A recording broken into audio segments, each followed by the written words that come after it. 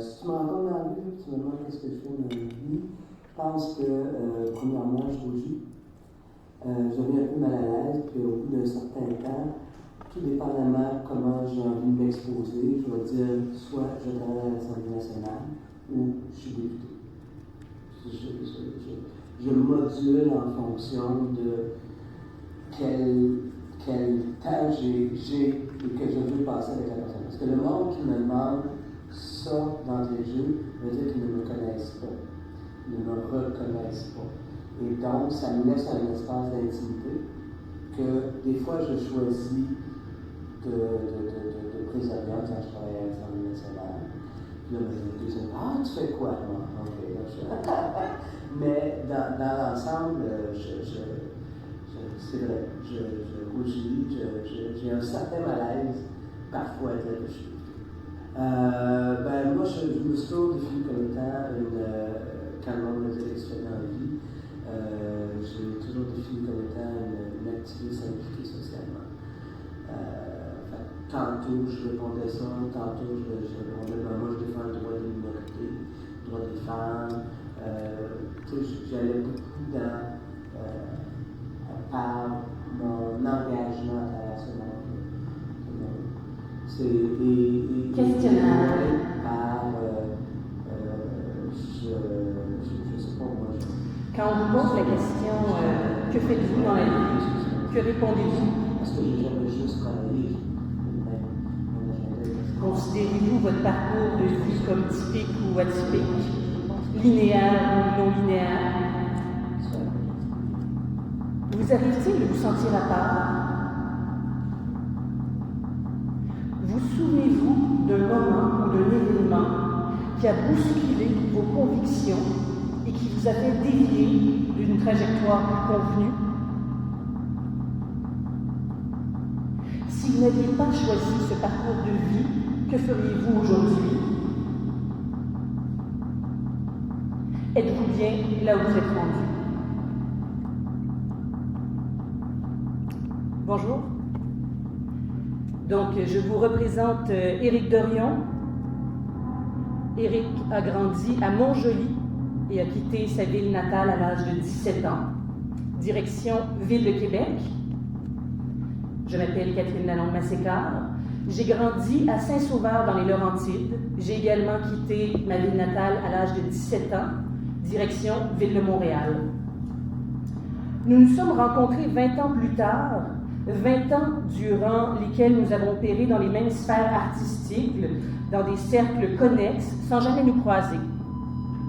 C'est le 24 février 2014 que nous nous sommes rencontrés pour la première fois, en fumant une cigarette sur le perron de l'Écomusée du Fier-Monde, lors des journées de réflexion KO du regroupement des arts interdisciplinaires du Québec.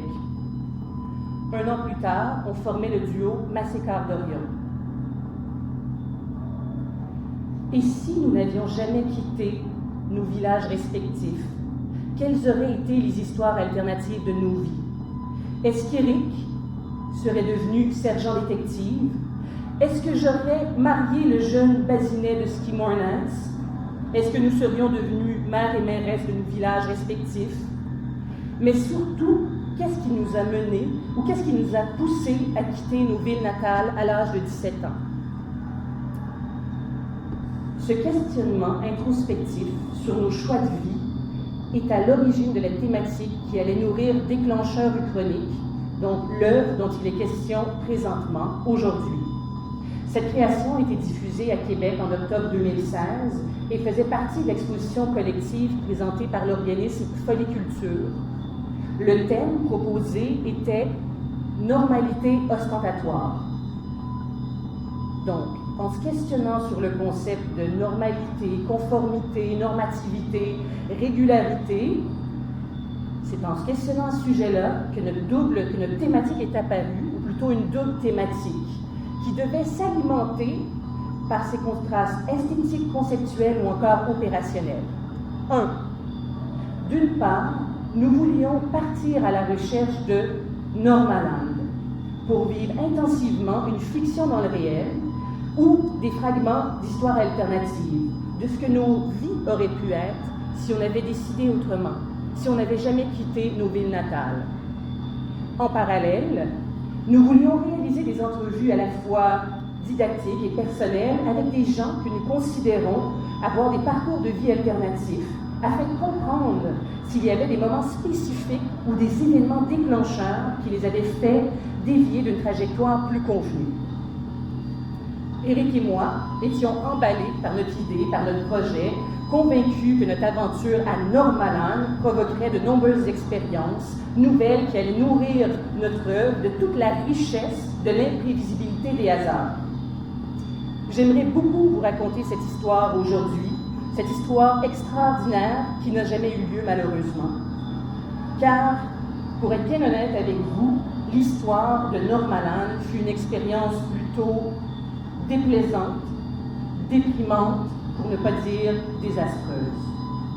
Donc, il est fort possible qu'aujourd'hui, entre les données, les métadonnées que je vous récite, je ne vous dise pas toute la vérité au sujet de notre processus de création ou que certains détails seront peut-être modifiés, modulés, banalisés ou encore magnifiés.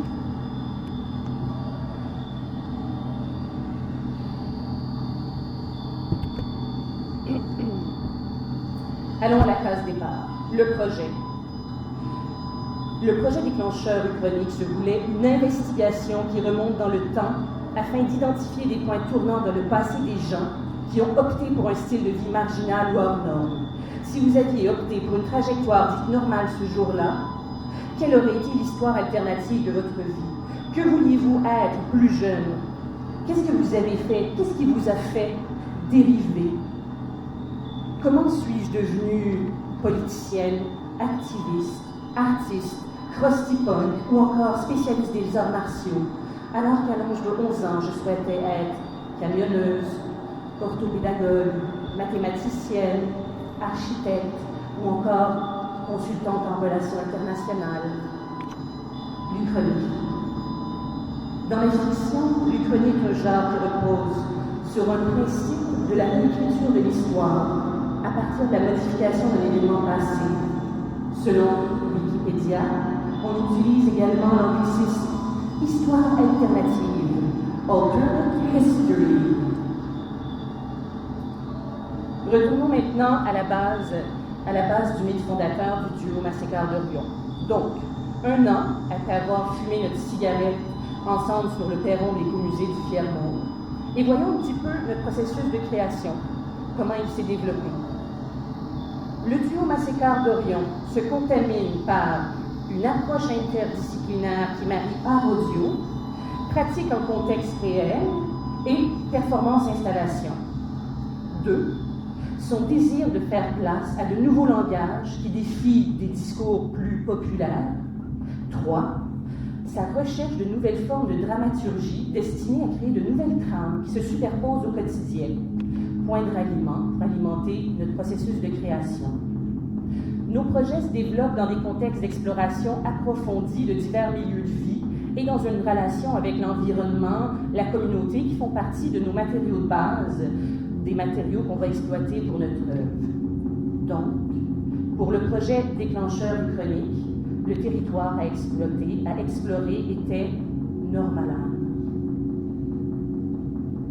Le duo se proposait de basculer dans la science-fiction, de vivre un fragment d'histoire alternative. Habiter et éprouver pendant 14 jours la réalité parallèle de Normalan, cette contrée qui est partout et nulle part. 14 jours en cavale entre des quartiers de style 10-30, à faire semblant de travailler en administration publique, à faire des sorties dans des bars et grilles, à troquer nos habits vestimentaires pour être synchronisés avec les activités, à dormir dans un condo ou un bungalow, à magasiner la maison idéale chez Bonneville, à rencontrer un conseiller financier ou tout autre aléa, boulot, déplacement, divertissement. Alors concrètement, l'œuvre allait prendre la forme d'un diptyque image en mouvement et audio. Pour la partie audio, la trame narrative s'est constituée à partir d'une dizaine d'entrevues enregistrées avec des personnes qui vivent hors de la société normative, ce que nous avons entendu en début. La partie image en mouvement voyez présentement à l'écran sont les traces, les archives de notre Normaland que nous avons archivées tout au long de notre processus avec différents outils du quotidien, vidéo, selfie stick, iPhone, tablette, ordinateur.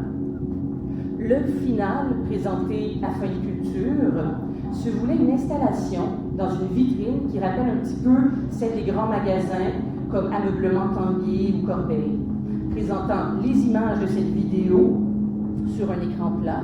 Et dans la vitrine, on pouvait entendre les trames audio, les enregistrements qui évoquaient les réflexions sur la vie non standardisée ou les récits uchroniques de nos intervenants.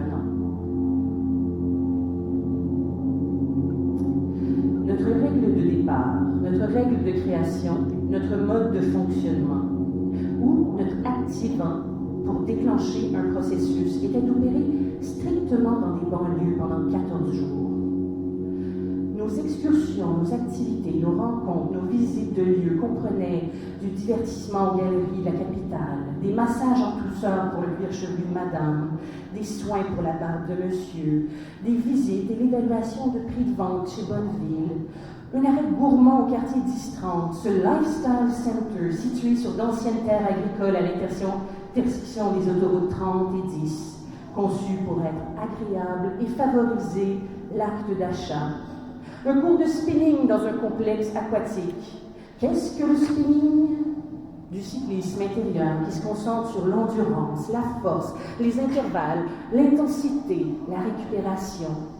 Des commandes à l'auto dans des commerces comme McDo. L'essai de la collection de robes et de souliers d'Ivanka Trump. Une collection notamment critiquée pour avoir copié d'autres créateurs de mode. L'essai de complet pour hommes de taille forte, une séance photo de couple au studio Snap Photo, et j'en passe, et j'en passe. Alors pendant ce temps, nous devions vivre et éprouver des fragments de vie alternative en infiltrant les banlieues au travers de diverses activités, en laissant parfois derrière nous des petites cartes qui disaient l'histoire telle qu'elle aurait pu être.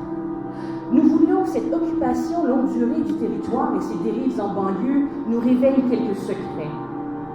Que les rencontres aléatoires, les échanges de courtoisie, les causeries banales nous révèlent une forme d'anthropologie du quotidien. Et que doucement nous réalisions des actions clandestines pour tester ou provoquer la fine membrane du réel. Qu'entre les manœuvres artistiques, les actions invisibles et nos postures incognito, ressurgirait tranquillement l'invisible, soudainement palpable, matière précieuse pour nous laisser réinventer le réel comme nous le voulions. Alors précision, la particularité de notre processus de création, de notre processus d'artiste en filature dans le réel, se révèle par une forme d'isolement dans notre quotidien. Nous l'avions déjà expérimenté en 2015, alors que nous vivions tels des agents secrets dans une camionnette dans le sud-ouest de Montréal, coupés de tout contact avec nos amis et nos familles. Nous étions conscients que les affects d'une telle démarche pouvaient nous mener vers l'émerveillement, le déboussolement, la solitude, l'émotivité, en passant par les doutes. Alors, que s'est-il réellement passé à Normaland? La notion d'immersion s'est effritée quand nous avons dû ajuster notre mode opératoire pour des raisons financières. Nous devions presque systématiquement rentrer tous les jours dans notre appartement montréalais, tous les soirs.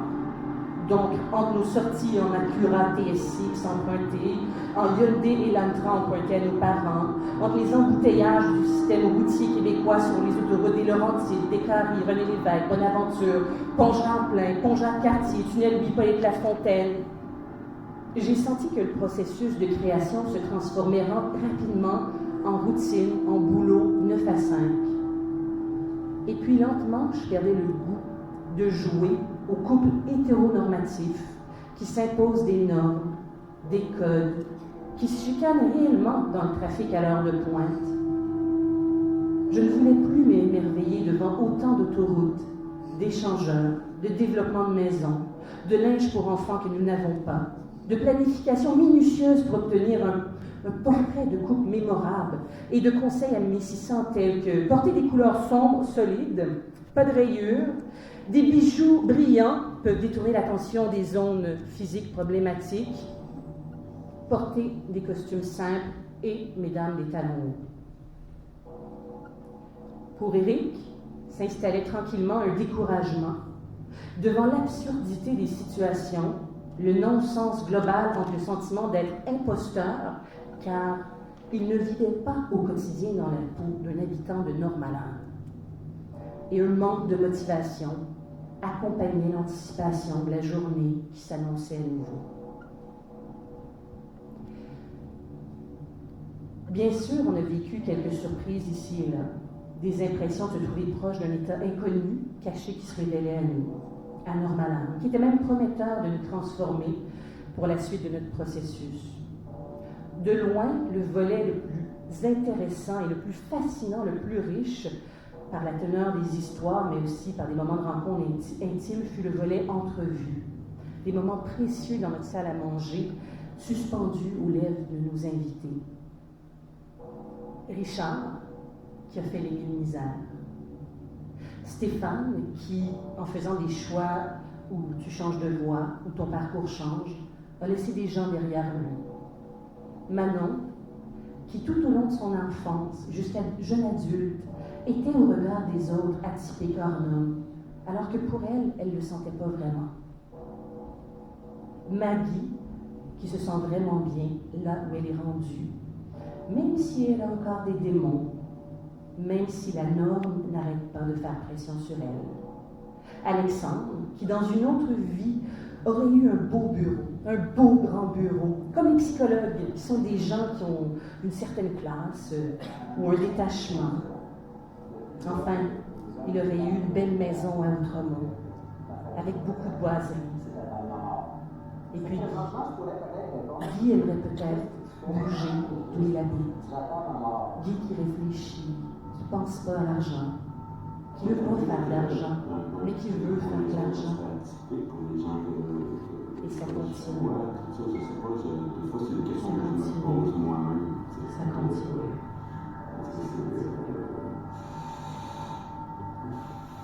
Fait que c'est comme genre,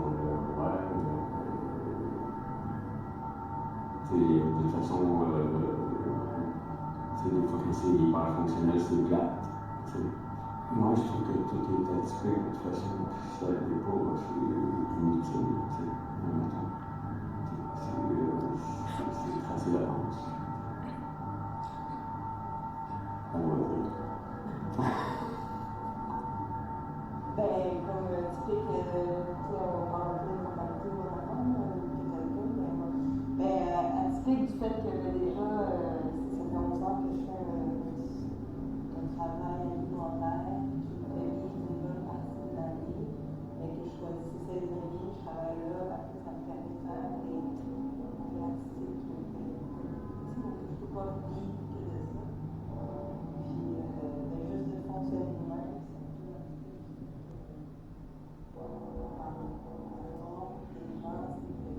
Alors voilà, je vous ai communiqué différentes données, témoignages, matériaux au sujet de nos tentatives uchroniques,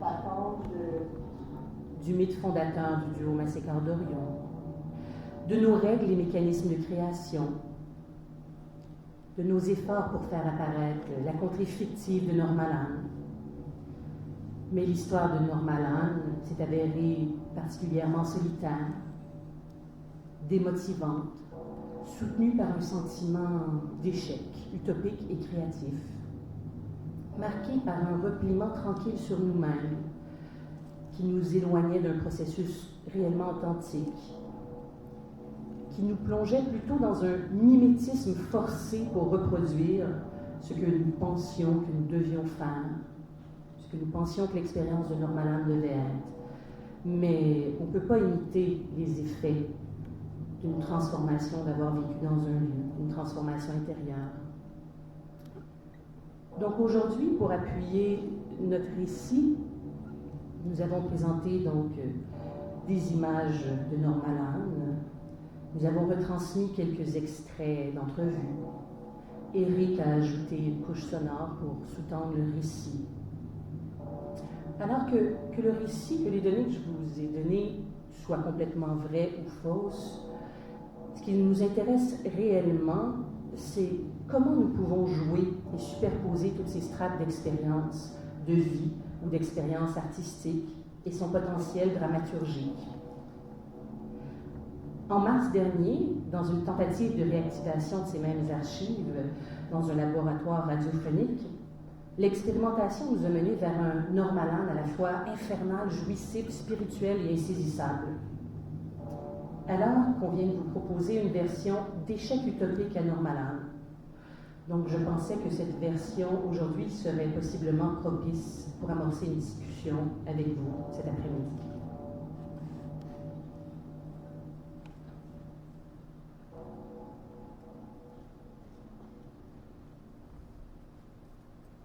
Merci.